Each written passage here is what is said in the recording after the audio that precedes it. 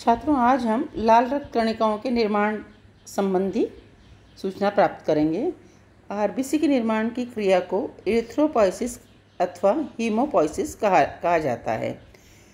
यह क्रिया भ्रूणीय परिवर्धन के दौरान ही प्रारंभ हो जाती है एवं इसके निर्माण की जो अंग हैं वह भिन्न भिन्न अवस्थाओं में डिफ़र करते हैं, जिसे हम निम्न सारणी से समझ सकते हैं। भ्रूणीय अवस्था के पहले 2 माह में ये पीतक थैले में निर्मित होती हैं। दूसरे व 5वें माह तक ये यकृत, प्लीहा एवं थाइमस ग्रंथि के अंदर निर्मित की जाती है, जबकि वयस्क जंतु में ये अस्थि मज्जा के अंदर इसका निर्माण होता है। वयस्क प्राणियों में लाल रक्त कणिकाएँ मुख्य रूप से फीमर, कपालस्थि, कशेरुकाओं आदि अस्थियों की रक्त मज्जा या लाल मज्जा के अंदर इनका निर्माण होता है। एक स्वस्थ व्यक्ति में लाल रक्त कणिकाओं का कुल वजन लगभग 2.5 किलोग्राम होता है।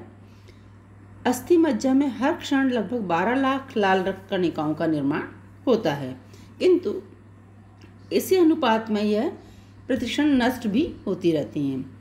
एरिथ्रोसाइट्स का जीवन काल निश्चित होता है, जैसे मेंढक में लगभग 100 दिन, कुत्ते में 124 दिन और मनुष्य में 20 दिन होता है। विशिष्ट परिस्थितियों यथा बीमारी अथवा शारीरिक भिन्नताओं के समय में ये अनुपात कम भी हो सकता है। लाल रक्त कणिकाओं का औसत वय जो है वो 20 से 120 दिन होती है, जो भिन्न भिन्न जंतुओं, वर्ग एवं एक ही जंतु विशेष में भी उसकी स्वास्थ्य की स्थिति, वय, उपापचय अवस्था आदि पर निर्भर करते हैं। नष्ट होने के पश्चात लाल रक्त कणिकाएं प्लीहा एवं यकृत या लीवर द्वारा अलग कर ली जाती हैं, जहां पर हीमोग्लोबिन का ग्लोबिन प्रोटीन जो है यह यकृत में ही प्रोटीन के अंतिम उत्सर्जी पदार्थ अर्थात यूरिया में परिवर्तित कर दिया जाता है, जबकि अपघटन होने के पश्चात लौह तत्व पुनः लाल रक्त कणिकाओं के निर्माण हेतु प्रयुक्त होता है एवं वर्णक जो है वह बिलीवर्डिन का निर्माण करते हैं।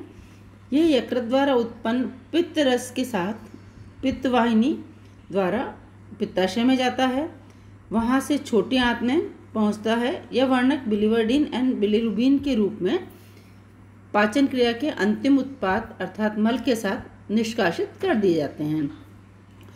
लाल रक्त कणिकाओं की अस्थि मज्जा में निर्माण जो है उसे हम निम्न चित्र द्वारा समझ सकते हैं, किंतु इसके पूर्व हमें ये समझना होगा कि लाल रक्त कोशिकाएं न कहला के कणिकाएं कहलाती है, क्योंकि लाल रक्त कणिकाओं का मुख्य कार्य हीमोग्लोबिन की सहायता से ऑक्सीजन को अंगों में पहुंचाना है और अधिकतम हीमोग्लोबिन उस कोशिका में रह सके। इस कारण से लाल रक्त कोशिकाओं के समस्त कोशिकांग अर्थात न्यूक्लियस, माइटोकॉन्ड्रिया, गोल्गी बॉडीज आदि उसके उत्पत्ति के साथ ही धीरे धीरे नष्ट हो जाते हैं या विलुप्त हो जाते हैं। इस कारण से हीमोग्लोबिन को मैक्सिमम या अधिकतम स्थान प्राप्त होता है कोशिका के अंदर, जिससे कि ये अधिकतम ऑक्सीजन को विभिन्न अंगों तक पहुंचा सके।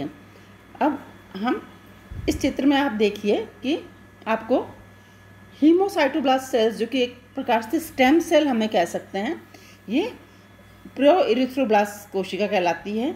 यह प्रो इरिथ्रोब्लास्ट कोशिका जो है यह बोन मैरो के अंदर या अस्थि मज्जा के अंदर पाई जाएगी।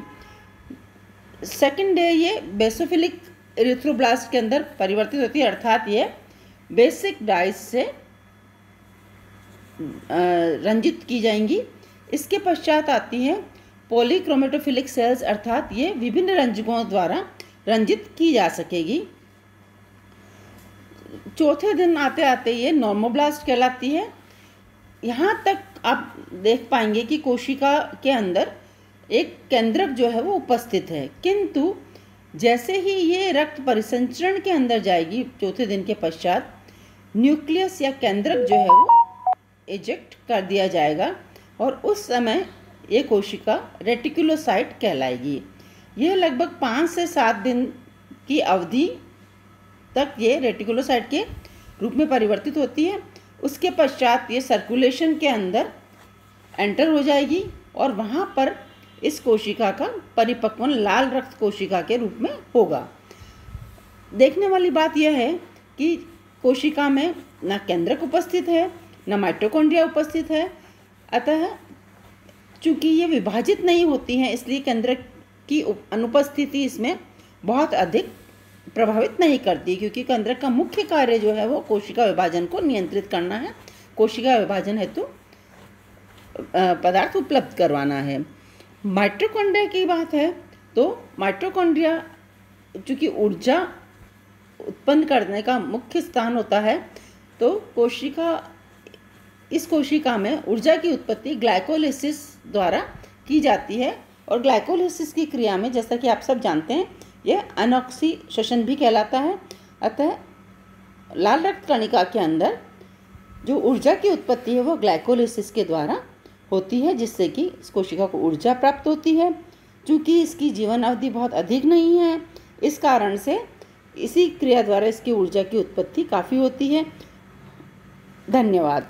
आपको ये लेक्चर PDF के फॉर्म में आपके व्हाट्सएप ग्रुप पे उपलब्ध रहेगा, ताकि आप आसानी से इसको अपने हिसाब से प्रिंट आउट निकाल सकें या इसको आप देख सकें। Thank you.